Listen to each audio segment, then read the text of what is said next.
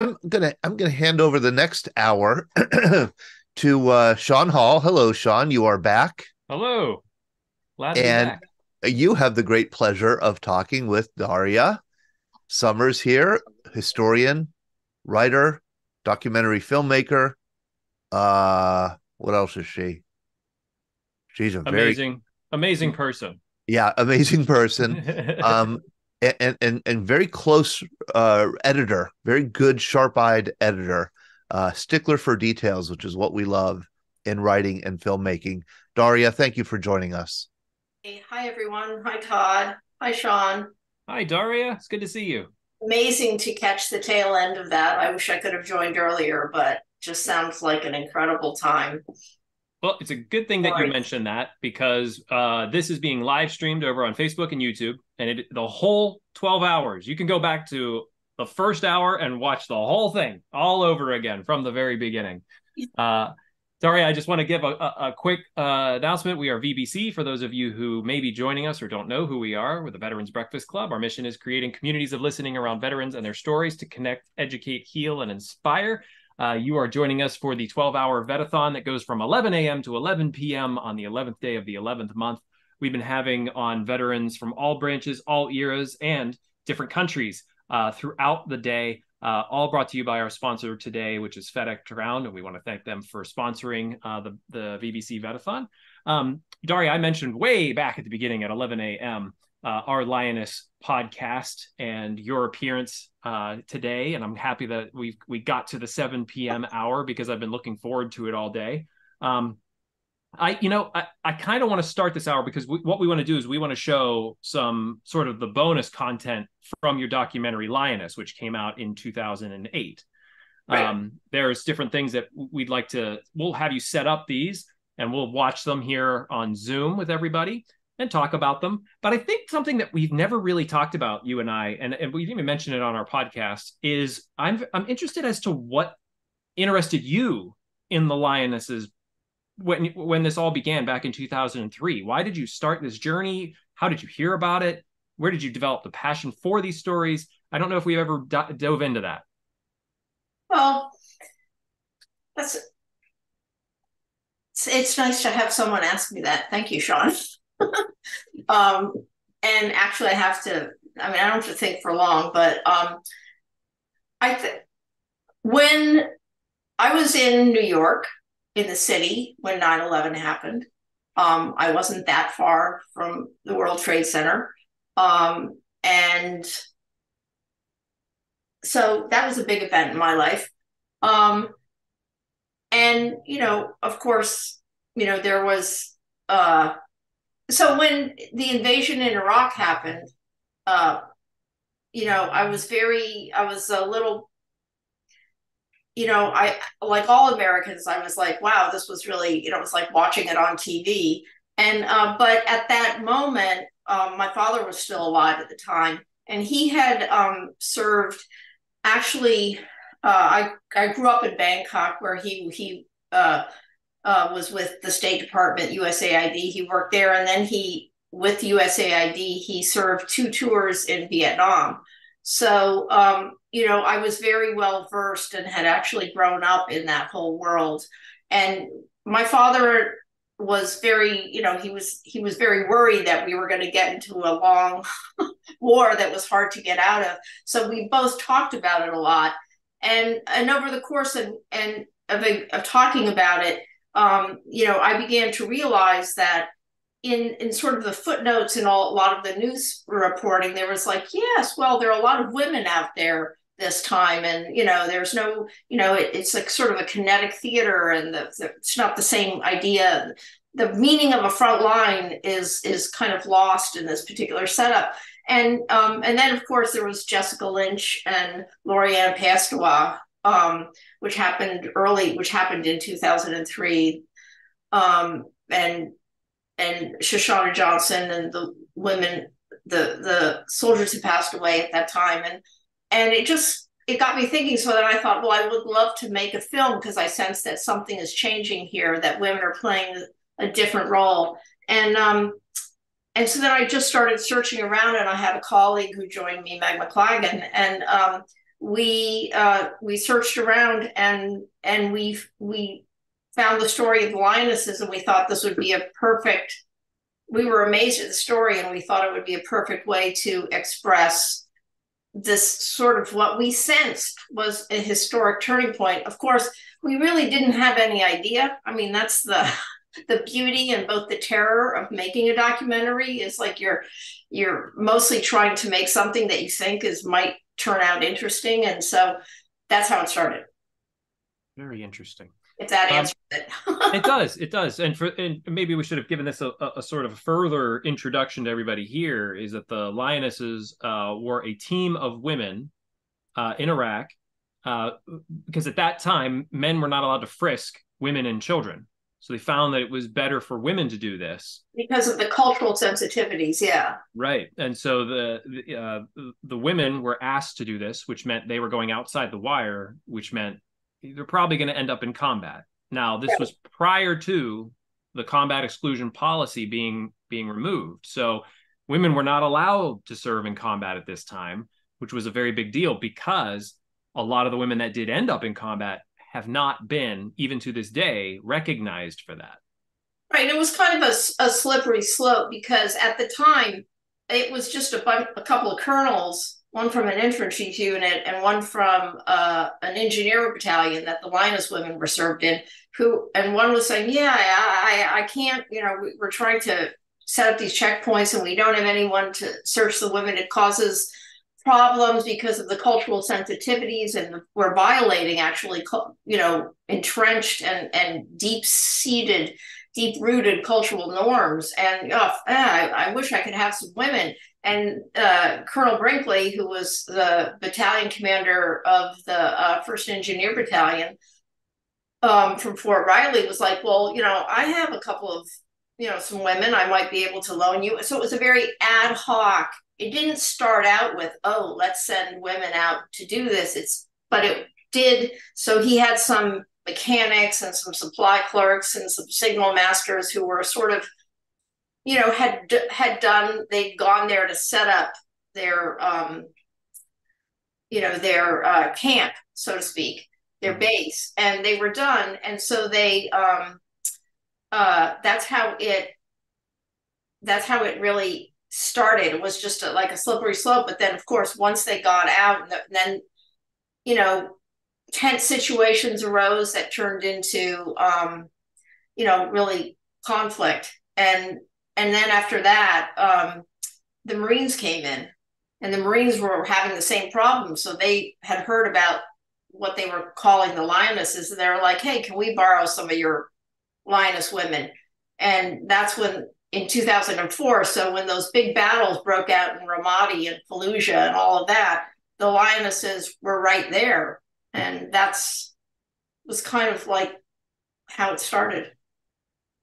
And your 2008 documentary, when it was released, Lioness, I've seen it. We actually had a viewing of it here with the VBC. You can view it now on Amazon Prime and on Apple Plus. Highly recommend it for you to go, and everyone here to check it out and listen to these stories. And then follow that up by coming to the podcast. Look up Lioness, the Origin Story podcast. I put the link here in the chat. Since July 25th, we've been producing episodes. We're we'd be recording episode 9 this coming week. We have almost 2,000 downloads in a 3.5 month span. And something that I got to share a tiny smidgen of, I wanted you to be able to announce it here, is because it's a very interesting development for where our podcast has gotten to, is that they're trying to get recognition now in DC. And what is going on with this? Well, what's happened is, and I mean, we're sort of getting a little bit ahead of the story, but the Lionesses were created to really help the boots on the ground sort of interact in a respectful way with Iraqi culture and Iraqi women and children, and then in Afghanistan. But it put women in, obviously kinetic situations, combat situations outside the wire.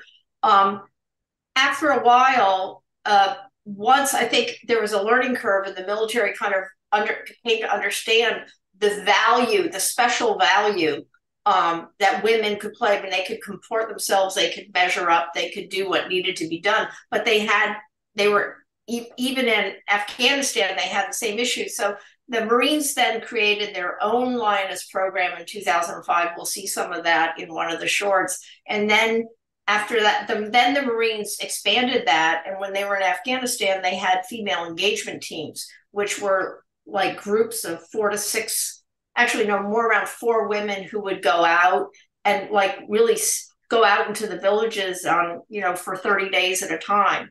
And then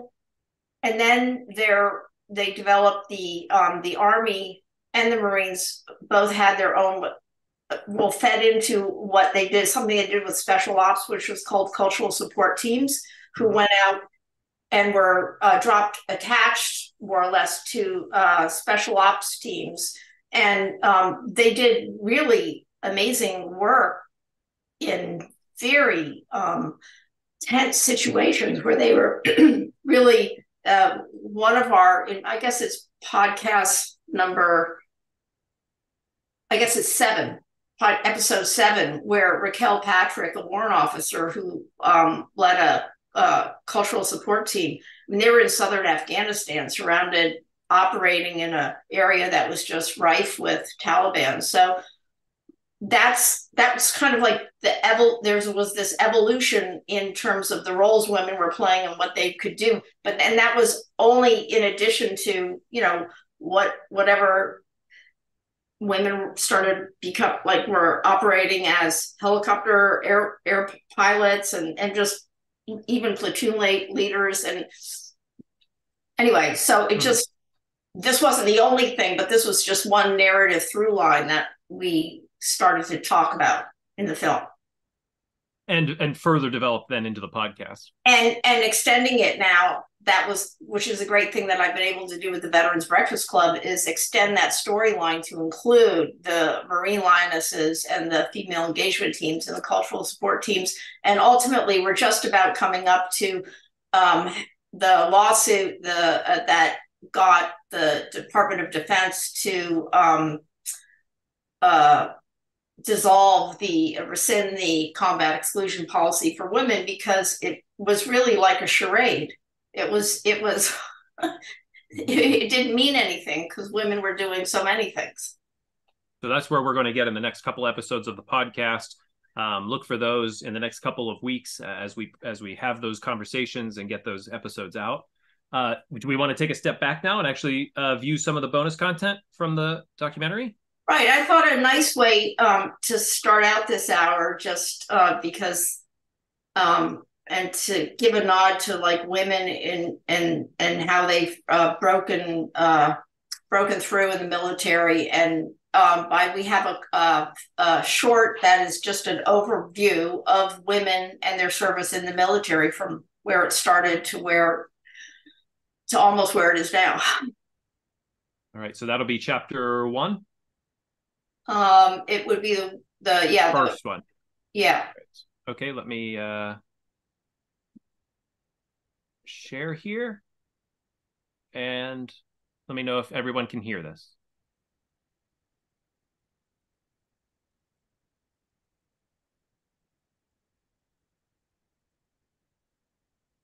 Wherever transports took our soldiers, they also took the Army nurse to work by day, by night, on distant battlefields, to help make shattered bodies whole, to bring smiles to faces twisted with pain. This is the Army Nurse USA, ready to serve anywhere, under any circumstances, in time of need.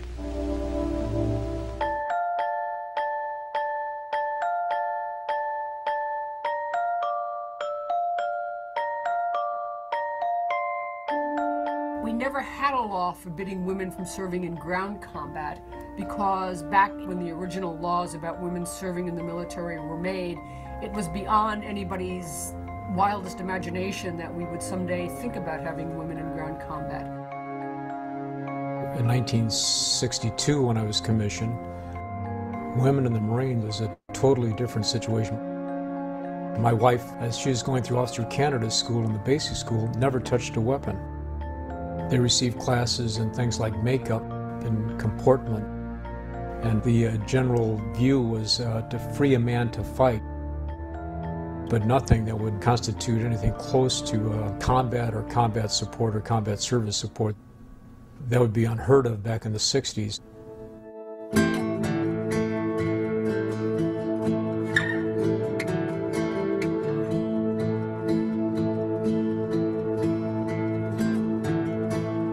Back in 1967, I served in Vietnam.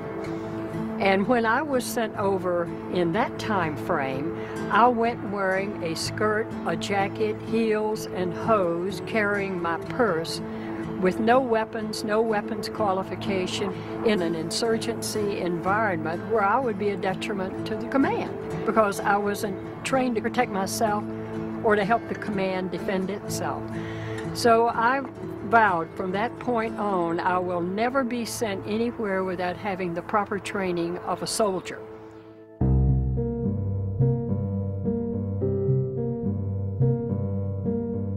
In 1973, when we did not renew draft authority, the military still needed the same amount of people, and the obvious choice was to begin to take more and more women in. And from 1972 on, the percentage of women in the military has grown from less than 2% to close to 15% where it is today. We have finally, over a period of time, come to the conclusion that we've had this tremendous asset, this tremendous force that was available to us that we had neglected for years. In early 1992, President Bush the Elder convened a Presidential Commission on the Assignment of Women in the Armed Forces. There were 15 of us, and we were part of this commission that was tasked to examine the roles of women in the military and make recommendations to President Bush. It was driven by the performance of women in the Gulf War. They had served well, honorably, in many ways beyond expectations, and so the next question is there more that they can do and should do? The ultimate outcome was it then led to some changes in the legislation that allowed women to serve aboard ship and to serve in combat aircraft, not in the ground combat element, but the combat support and combat service support. So it opened up considerably the opportunities for women. Right now, U.S. women's participation in the military is governed by policy that's backed by law, but it doesn't address the combat that comes to women, even though they're not in those units and not in those occupations. Assuming that after the Iraq situation has settled down, that we changed the policies governing women's usage in the military to reflect what they contributed during the Iraq War, we will see the contribution of the Lionesses as pivotal.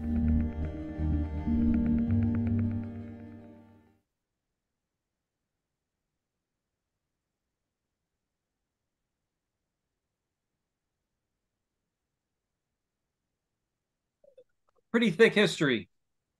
Yeah. I mean, it's really just a sort of a, we made that in, I think, we put that together in 2007. It was just supposed to be a kind of a primer, like a thumbnail sketch of how did we arrive in the moment that we were in at that time. So this was 2007, the film was about to come out, and with women doing all the things that they were doing, and yet but still the combat exclusion policy was still in place, even though there was a disconnect between the policy in Washington and what was actually unfolding on the ground.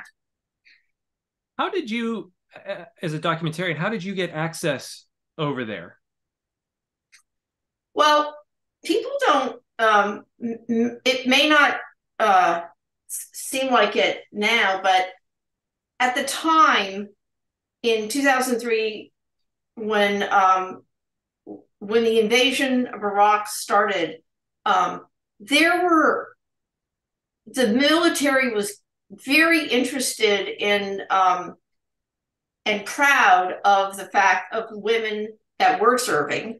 So we said we wanted to do a story about that. But also many the PAOs were like very open to having the what we were doing over there covered. Mm-hmm. And it was easy to just get access. Was like, it? Go ahead. No, it was pretty easy. But we also took the time, but to focus on women, we went through very specific channels, which was basically we went through women who who had served in Vietnam and who were retired or still had some high level of service in the military. And so we used connections to go in. We just didn't, barge in and say, hey, this is what we're doing. We thoughtfully kind of used our contacts to get in. Your co-host on the Lioness podcast is Shannon Morgan, who was an original Lioness. Was it just luck that you kind of were connected with her? No, Lori Manning, who was Captain Lori Manning, who is retired and who was a policy expert on women in the military at the Women in Military Research Association down in Washington. So she, we had a mutual friend, and so we got connected to her, and she is the one who said, well, if you want to do a story, you might find this interesting. And so she's actually the one who knew about it, because she had all the connections. She had all the back door. Like, she knew what was going on. Gotcha. And when you got over there, was this your first time in a combat zone? Was it scary? Well, we actually, by the time, and I just want to make this point, by the time we got onto the Lioness story to follow them, that first group had already come back. Okay. Because we started, we like in 2003, they were like among the first to go over. Mm-hmm. So, and we didn't really while we were filming and stuff, we didn't actually connect with them until they had come back. Gotcha. But it was but at the same time, I will say this, that at the time, there was a lot of nervousness about us doing a story on the Lionesses, because some people were starting to understand that sort of what was happening. There was this disconnect, and Congress was getting antsy. And so I remember we were in the middle of, we were sort of trying to make the film, and I used to periodically get calls from the office of the Secretary of the Army, and they would want to know, what are we really doing? What do we have going on? What's this film about? And I would just say, oh, it's just on women in the military. But I would say there was some nervousness, but I mean, overall, I think we were respectful, and we weren't doing a gotcha story. We were just so sort of amazed and wanted to kind of like focus on the accomplishments and the competency of these women. Do you want to set up our next clip? Yes, absolutely. So the next clip is a piece we wanted to add on because it is a piece, sort of a remembrance ceremony in honor of Lorianne Piestewa, who was the first Indigenous woman to die in a foreign war in America. She was in the 507th U.S. Army 507th Maintenance Company, and it was early on, and she was with Jessica Lynch. I don't know if people remember, but there were some of them.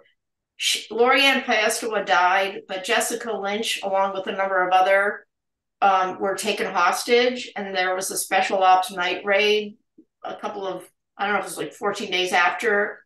And I think 11 people were killed overall, but they rescued Shoshana Johnson and Jessica Lynch. And anyway, I just thought it was a rather, right as the war started, it was, women were front and center. So let me share my screen here.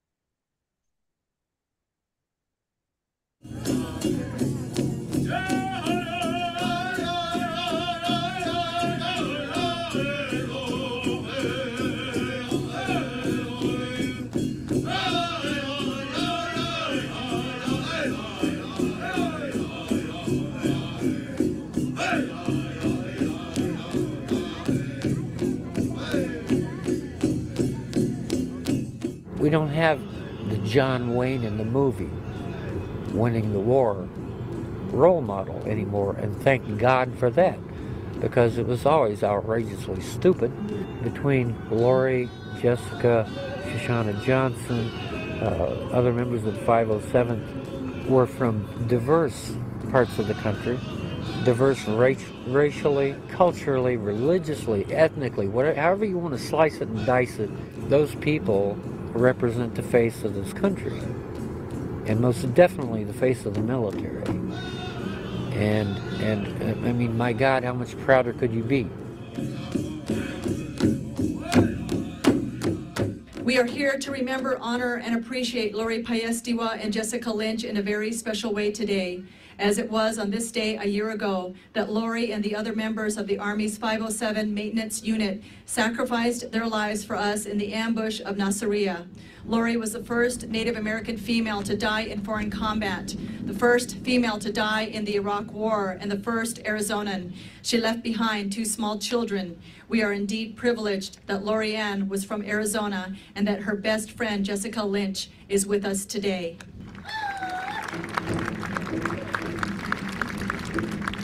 The time I spent with Lori, she taught me to be a stronger person and the value of friendship.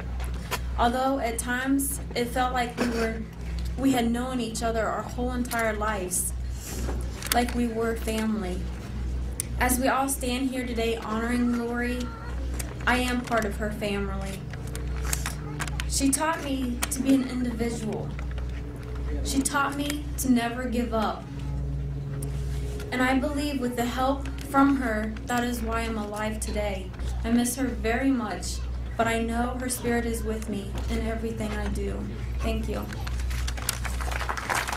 Lori is multicultural. She has Hispanic relatives. She is a member of the Hopi tribe. She is also Navajo in that her 2 children, their father is Navajo. So on our committee, we have many members and many friends in the community that wanted to make sure that Lori is not forgotten.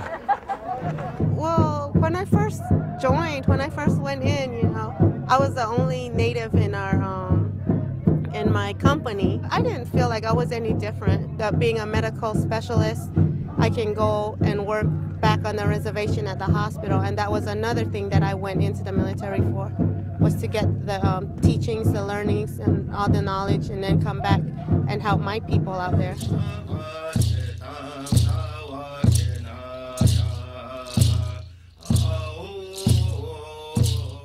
Lori is indeed worthy of all these memorials. It is good that we renamed this magnificent peak Paestiwa Peak.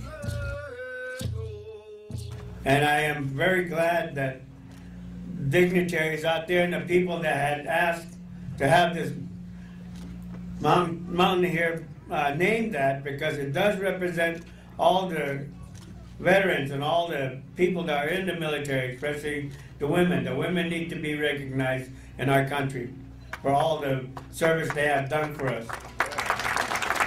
I want to thank you.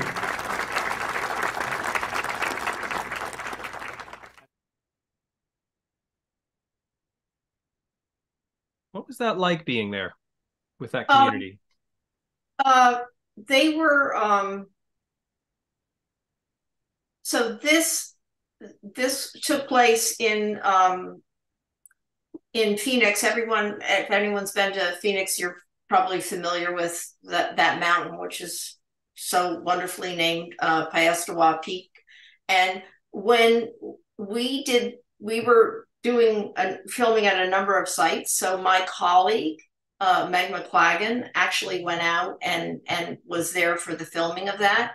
And I mean, I think she did a beautiful job, and it's a really great piece. And I think, I just wanted to point out, I don't know why I didn't mention it early on, but also because Lori Ann Piestewa was not only the very first Indigenous Native woman to die in war on a foreign soil for the United States, but she was the first woman to die in the Iraq War. So, I think it's really it was a beautiful ceremony, and that's one of my. I wasn't out there. I helped set it up, but I helped produce it, but I thought it was a beautiful piece. Absolutely. And I think what do you have next? Is I think we were going to play the Marine Lioness. Yes, which I did do. So what I just wanted to point out, I think, is a segue into the Marine Lioness story, is that our film, the documentary, which is 90 minutes, tells the whole story of the Lionesses, the very original ones, the women who first were first attached to the 1st Infantry Battalion, and then to when they had the battles in Ramadi and Fallujah, they were attached to the 2-4 Marines in Ramadi, and there've been a number of books written about the battle, and they were attached, and things got quite hairy, and that was where everyone got the sort of more the larger sense that, wow, the combat exclusion policy, none of that, you couldn't interpret that. That didn't make any sense in this world, because the Marines needed because it was all house-to-house fighting in the city of Ramadi, they needed the women with them to interact every time they went into a house, and there were women and children. So that's how that started. But then after the Marines, I think that was in 2004. So by 2005, 2006, in 2005, they had actually started to use, because there are a number of women serving in the Marines, to use those Marines and train them as lionesses. And so we went down to Camp Lejeune and interviewed the women in this short. And real quick, the women who were a part of the original Lionesses in the Army, yes. Did they have combat training? No. So they were over there, they were with them outside the wire with weapons, but did not have combat training. No, and that's one of the things that comes out in the film. They were, they were left in situations where I think, so Captain Anastasia Breslow, who's now still a colonel in the military, she's Colonel Breslow, and she comes from a military family, but she was, she found herself alone, and wondering if, there were, with some weapons that she hadn't actually been trained on, and, wondering what would happen. Shannon Morgan, who is my co-host on the podcast, was left alone. She was the saw gunner. She grew up in Arkansas in the woods and was hunting with her grandfather. So she had way more familiarity with weapons than anybody. But, she tells a very harrowing story of having to she was surrounded by insurgents, cut off, and she had to, just fight her way out, basically. So they got only the training that you would get in basic training. And they got some prep once they were over there, sort of for a week or whatever, on how to search and how to, interact, whatever. It was like lessons learned sort of in process, if that makes sense. Definitely. I want to read something that Jeff put into the chat here. It said, as a Canadian infantry officer, I've always struggled with the concept of women in combat in the U.S. Armed Forces. Many nations around the world have fully integrated forces. I was part of the first cohort that allowed female infantry officers. When I was commanding an infantry company in Afghanistan in 2006 with 165 men and women, some of whom were infantry NCOs that fought in battles, I truly saw the benefit of having them. Then someone donated a book to me, to my read pile, called Love My Rifle More Than You by Kayla Williams, and my eyes went wide. It wasn't until I was sent to NTC to help train a U.S. unit going over to Afghanistan that I fully understood, but did not agree with, the mindset. Thank you for that, Jeff. There's still, it's still a hotly debated issue, definitely amongst both veterans, active service, and non-veterans.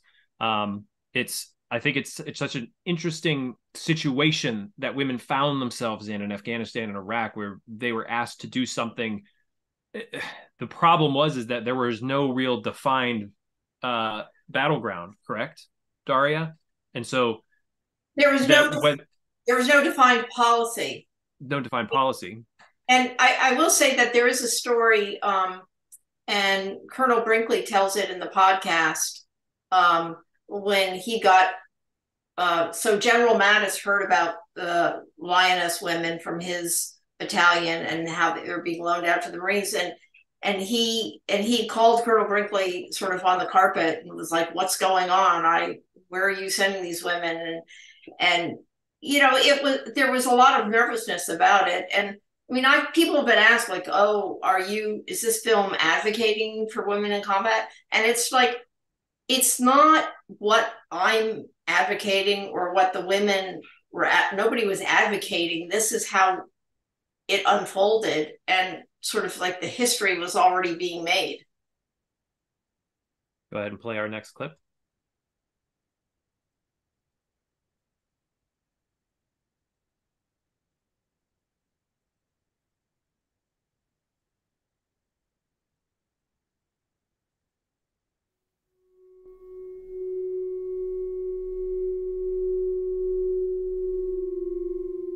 I went to Iraq in December of 2006. I was the supply chief over there, which is my primary job. And then in November of 2007, I was chosen to go out to the Lioness program, and I spent 30 days out in the Haditha area. I wasn't exactly sure what it entailed of being out there other than just searching the Iraqi women. We did 6 days of training. We did martial arts training, we did weapons training, and we did cultural training, and all stuff to get us prepared for what we were going to experience out there. Originally, I arrived in February of 2007. We flew in from Kuwait into Al-Taqadum, and then we hitched a convoy. And the only thing really that was going through my mind then was there was no canvas over my head. So I was sitting in the back of a truck, rolling through the city of Fallujah with all these buildings that I could just look into, and it was just a very eye-opening introduction to what it was going to be like to be in Iraq and to actually be deployed as a Marine. A week out there, I was told that I was going to be coming out to do some searches on females. I was like, really? I'd be happy to do it. And once I actually got involved with the Lioness program, the different Lionesses, and how we all interact, I have my ups and downs about it, but I kind of like it. Oh, I thought it was a good program because being in Iraq before, when we searched males and females would come through, we couldn't do anything. We couldn't touch them, we couldn't talk to them or anything, because in their culture, they weren't allowed to talk to us. But females can talk to females, so it was implemented by bringing female warriors into the program to actually help us. It's a lot different being a female. It doesn't matter how you look or, you know, how you are, you're always in the spotlight. It's always a concern when you go around the infantry units because a lot of the young Marines aren't used to working with female Marines. That was always a concern to make sure that we were, you know, being treated fairly. Even out in Haditha, we had to have separate living conditions than the males did. I told them all when they go places, they go together as a group. Start the bonding on the first day. It's a good program to have even started because we as females don't get treated the same as males. We tend to have to work twice as hard in order to get respect from a male in the Marine Corps. So it's good that we're actually coming out here doing something that's showing that we can do just about basically everything that a male can do.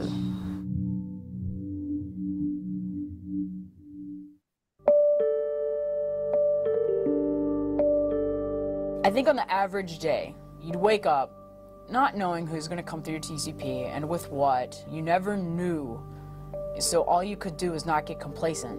You had to keep that mindset that there are no solid walls around me. So every day, whatever you let come into that TCP or leave, that control point, that's your life.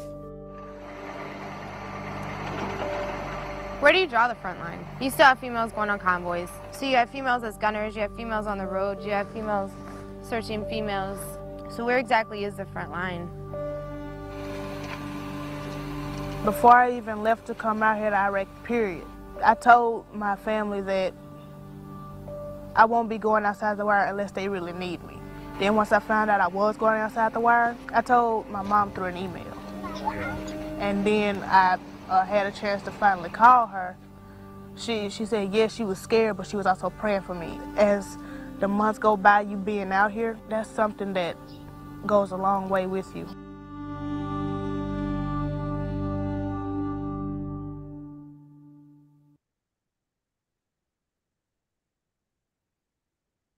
At what point along this journey of producing the film did all of the stories and how everything was developing, did you really start to see like, wow, this is way more expansive than I thought it was at the beginning? Well, by 2005,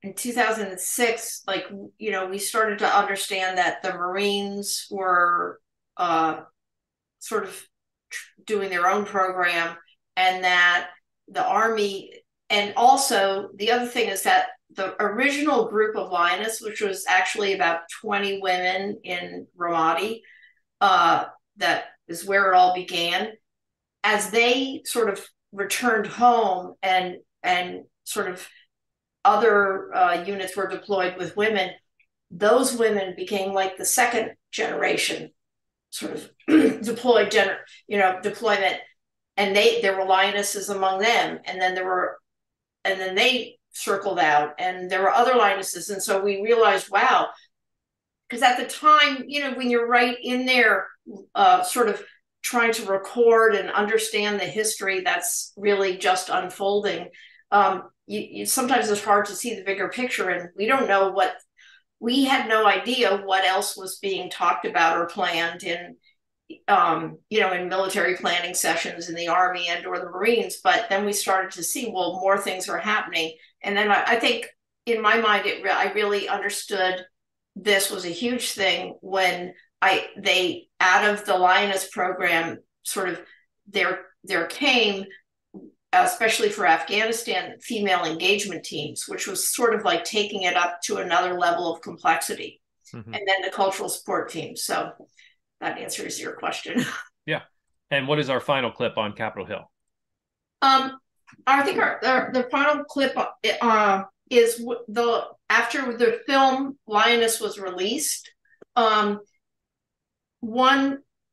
part of the film is about what the 5 women in our film did, and what their group did over in Iraq. But the part of it is also about when they returned home, because for a number of them, because of the policy back in Washington, And because this was an ad hoc program, and they all had other jobs, so just another thing about women having two jobs. They because it was what they called an ad hoc thing. It wasn't when they were cycled out of the Army, if they left, it wasn't on their DD 214 because it wasn't an official program because of the disconnect. So that when, say, one of them who was a supply clerk, that was her MOS, went to get help because, you know, she had been an IED explosion and she was basically lost her hearing in one ear. The VA said, well, you were a supply clerk, you know, you can't claim any combat, or you can't claim any of that. And so it took her literally 5 years to get the VA to support support getting her a hearing aid. And also, like Shannon Morgan, another Lioness, was, you know, when she told the story of her participation with the 2-4 Marines back at the VA, she was in basically she wasn't believed. And so, you know, those stories are not, you know, that happened often. And I think it was a learning curve because nobody knew what was going on. It wasn't widespread, and nobody was sort of announcing it because of this disconnect, because of the policy. So the policy was really troublesome, not just in terms of what commanders wanted to do over, like, on the ground, but it was such a burden for women who returned home. And in fact, it made it difficult for all soldiers who might have had an MOS that should have maybe, you know, if there was a male soldier or sergeant or whatever who was a supply clerk, you know, like they could have difficulties too. So that's in part what the story is also about. So when after the film came out, we were invited up to bring some of the women and go up to Capitol Hill, and we had a presentation and a screening with members from the House Armed Services Committee and the House Veterans Affairs Committee. And this ultimately led to legislation that Obama signed into law in May of 2010, I believe. And it was the Veteran Women's Healthcare Act. So it was one effort to try to sort of level the playing field a little bit more. We have about 10 minutes left in our hour. We'll show this. This is about 7.5 minutes, and then maybe we get the update on where we're at now. Okay.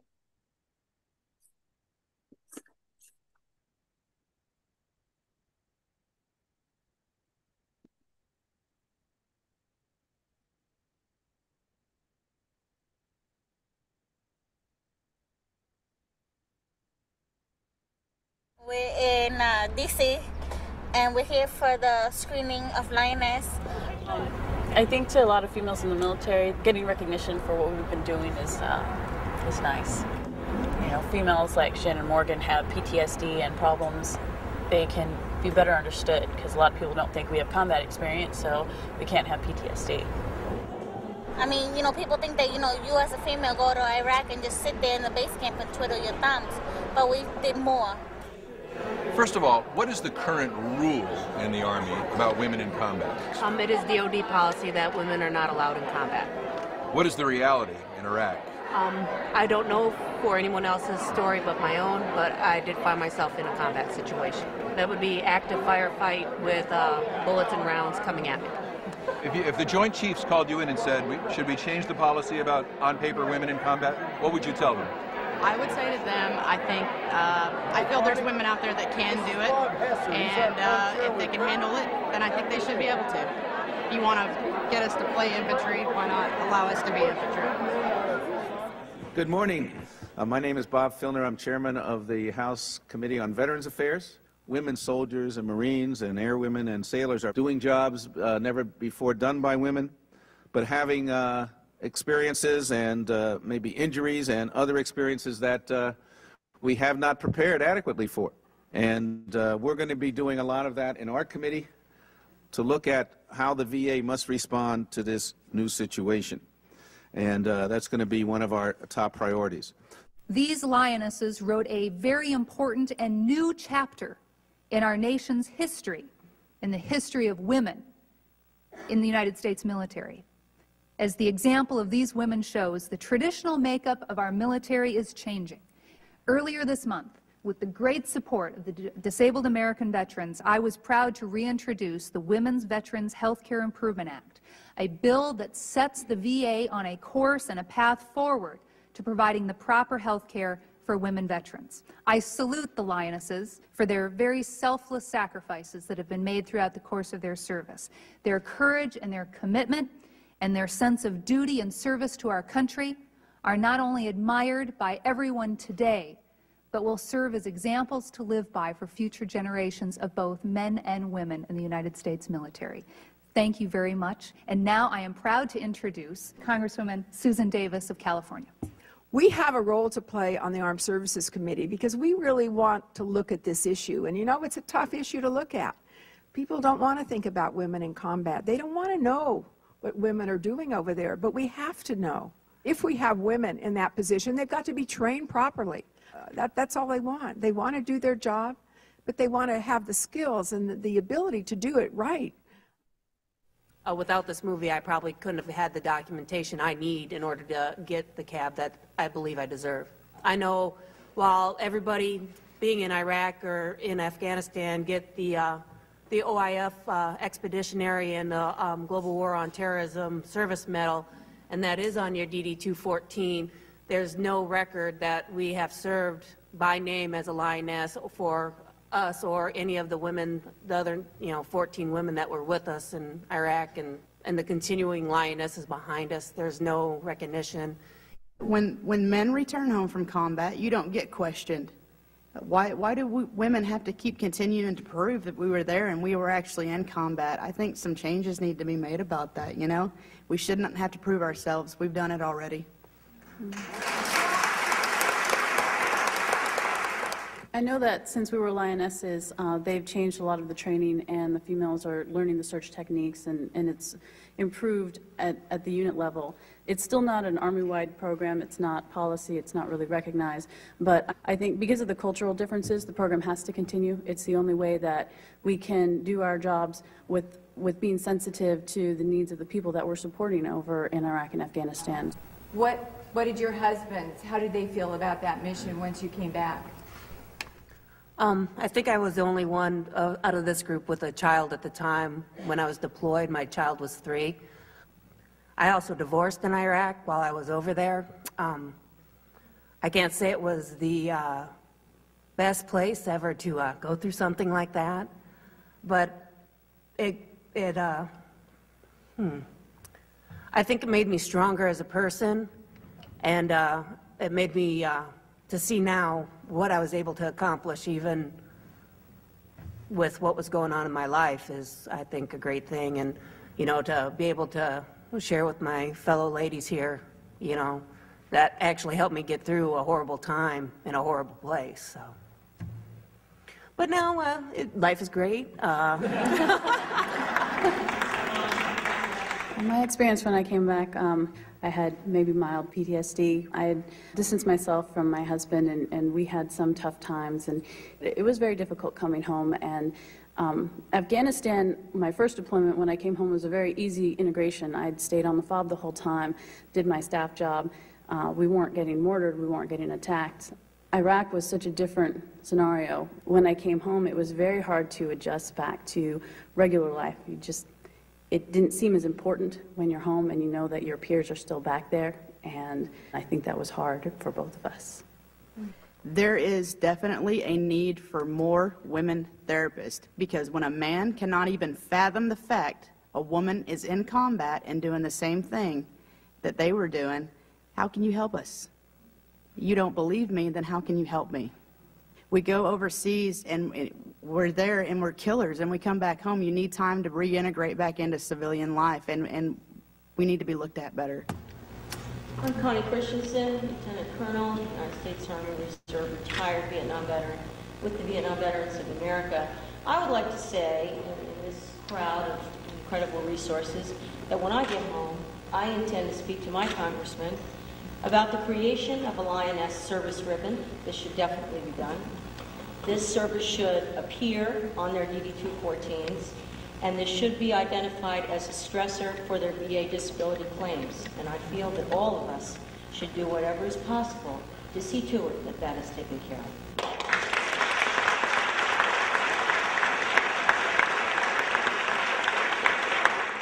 Today's events have been marvelous. I mean, just to be able to talk to different congresswomen and senators, asking our opinion on how we should change policy and how we can help other women veterans coming back from the war. Just, you would think that it'd take 1 million people to speak and make something change, but it actually takes one person to speak and raise an eyebrow and be like, you know, that person is right. You know, we should do something about it. Right.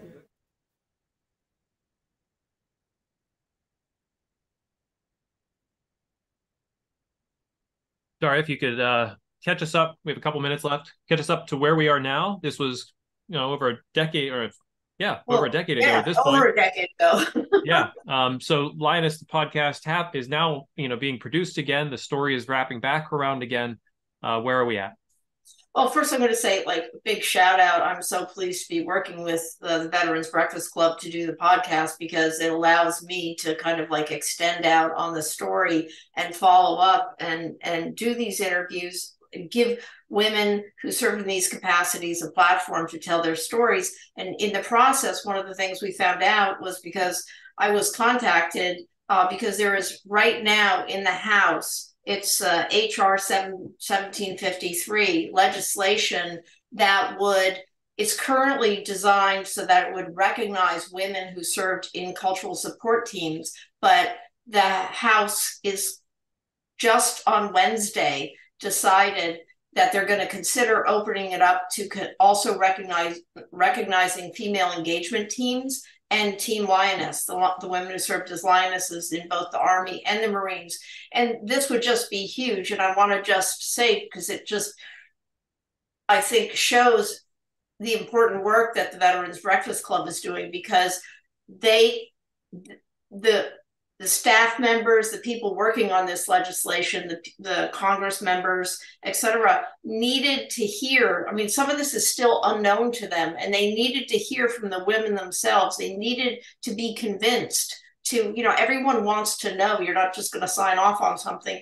And while there are women there were women behind it, but it was so wonderful to be able to say, oh, well, here are the links to the podcast, and here are the women, because we now have the stories of the Lionesses, individual women who served in female engagement teams, women who served in cultural support teams. They're all on our podcast, and people can just click and hear those stories. And it's women just narrating their own stories. And I think it just shows that will make a difference. So when a veteran tells their story, it really does matter. Daria, you've been so generous with your time in producing and hosting this podcast. Todd and I both know, and Glenn know, that getting guests, prepping, everything, it takes an enormous amount of effort, energy, and time. And we just want to thank you for doing that with us, and for wanting to continue this. And I think the energy that we have moving forward, as more women want to share their stories, if you have the energy and the time and the willingness to do it, we'd love to have you continue to do it, because they want to come and talk, it seems. And I think it's a great platform for them to be able to do that. Well, yeah, no, it's a great, I think it's a great partnership, collaboration. And also, Sean, I couldn't do it without you. Well, that's very kind. I just get to sit back and listen, and you're wonderful. Well, wonderful host, you and Shannon. But anyway, thank you very much. And I appreciate being here. Thank you. And Definitely. People should also read Daria's first-person account of growing up on the edge of war in Bangkok and Saigon during the Vietnam War, which is in the latest issue of BBC Magazine. That's right. All right. Thank you guys so much. Thank you. As we continue on into the 8 p.m. hour, Glenn will be taking the lead once more. I do want to mention that Alma here in the chat said, thank you so much for all the information. I did not know about this program. As a female United States Marine Corps veteran. I know how important it is to represent as women. I will definitely spread the word and advocate for the Lioness recognition. That's what we like to hear. Alma, thank you so much for that. We are the Veterans Breakfast Club. We're going to continue on for another couple hours till 11 p.m. Todd, I'm going to hand it off to you to introduce where we're going from here. Excited for even more stories. We're covering all the bases tonight.